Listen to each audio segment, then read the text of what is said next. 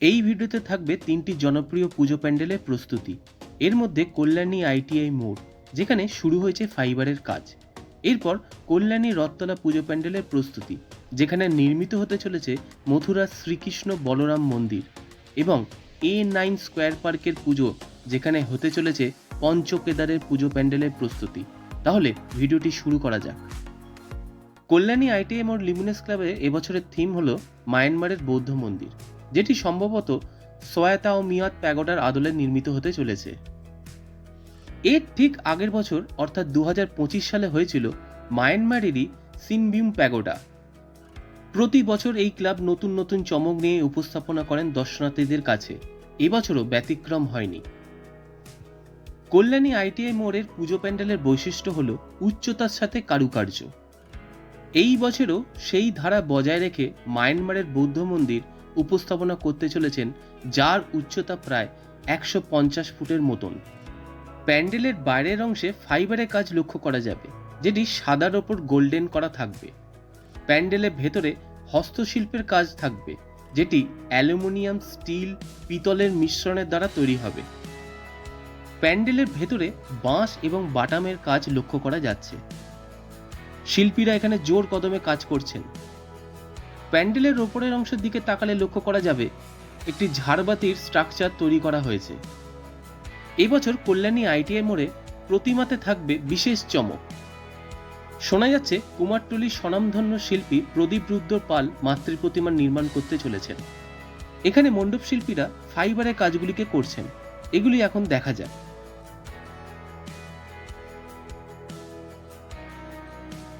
এই সমস্ত ফাইবারের কাজগুলি প্যান্ডেলের ভেতরে এবং বাইরে দুই জায়গাতেই ইনস্টলেশন হবে।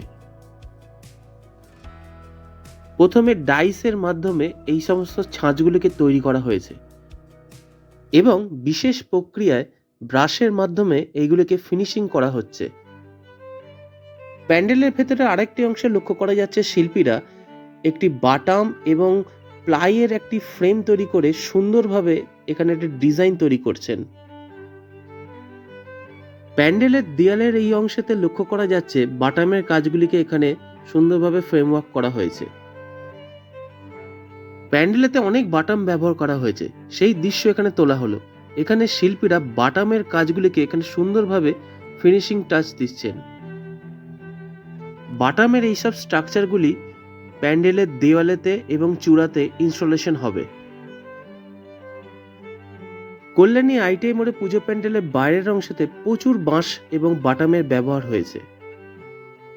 পুজো আসতে আর বেশি দিন বাকি নেই, তাই খুব দ্রুততার সাথে কল্যাণী আইটিআই মোড়ে পুজো প্যান্ডেলটি শেষ হওয়ার চেষ্টা চলছে। এই পুজো প্যান্ডেলে আসার কাছের রেলওয়ে স্টেশন হলো কল্যাণী ঘোষপাড়া। সেখান থেকে 5 মিনিট হাঁটা পথেই এই পুজো প্যান্ডেলে চলে আসা যায়। এখন আমরা চলে এসেছি কল্যাণী A9 স্কোয়ার পার্কের পুজো প্যান্ডেলের সামনে। এবছর তাদের উপস্থাপনা হতে চলেছে পঞ্চকেদার, যেখানে থাকবে কেদারনাথ, মদমাহেশ্বর, তুঙ্গনাথ, রুদ্রনাথ এবং কল্পেশ্বর। এর ঠিক আগের বছর সম্ভবত হয়েছিল ময়ূরমহল। প্রতি বছর নতুন নতুন চিন্তাভাবনায় এনারা কাজ করে আসছেন। এবছরও তার ব্যতিক্রম হয়নি।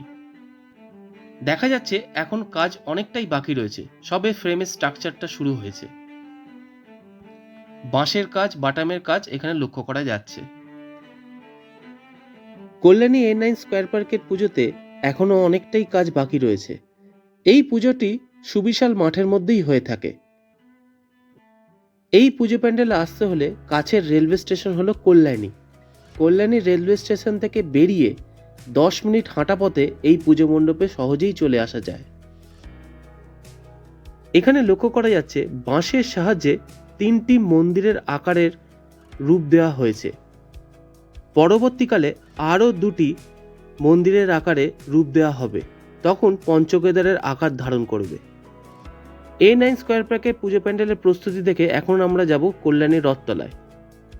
এখন আমরা চলে এসেছি কল্যাণী রথতলা পুজো প্যান্ডেলের সামনে। এবছরের নিবেদন মথুরার শ্রীকৃষ্ণ বলরাম মন্দির। এর ঠিক আগের বছর হয়েছিল অর্থাৎ 2025-এ নিউ জার্সির স্বামীনারায়ণ মন্দির। প্রতি বছরের মতো এবছরও প্যান্ডেলের উচ্চতা অনেকটাই বেশি হয়েছে, কম বেশি 170 ফুটের মতন হতে চলেছে। কল্যাণী ITI লুমিনাস ক্লাবের পুজোর পর সবচেয়ে জনপ্রিয় পুজো প্যান্ডেলের মধ্যে অন্যতম হলো এই রথতলার পুজো। মথুরার শ্রীকৃষ্ণ বলরাম মন্দিরের আদলে সেজে উঠতে চলেছে রথতলার পুজো প্যান্ডেলটি। এই প্যান্ডেলটি বিশাল মাঠের মধ্যে হয়ে থাকে, তাই সমগ্র মাঠটি পুজোর সময় ব্যবহার হয়ে থাকে।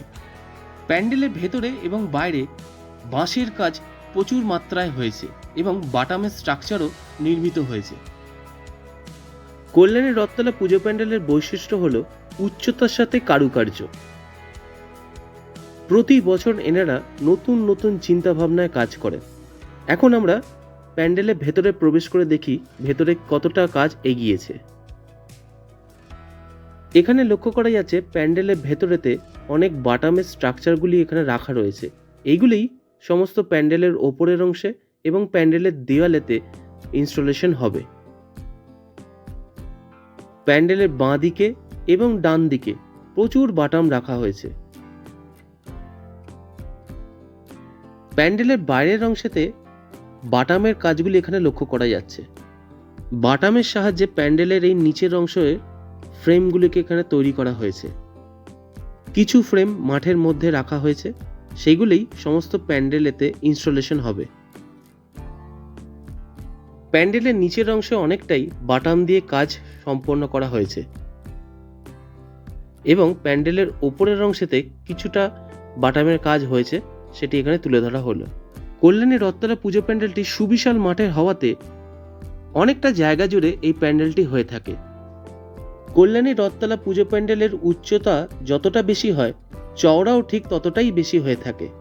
প্রতি বছর সেই দৃশ্য এখানে লক্ষ্য করা যায়। এখানে লক্ষ্য করা যাচ্ছে বাঁশ বাটাম সম্ভবত বেতের সাহায্যে কিছু কাজ এগিয়েছে।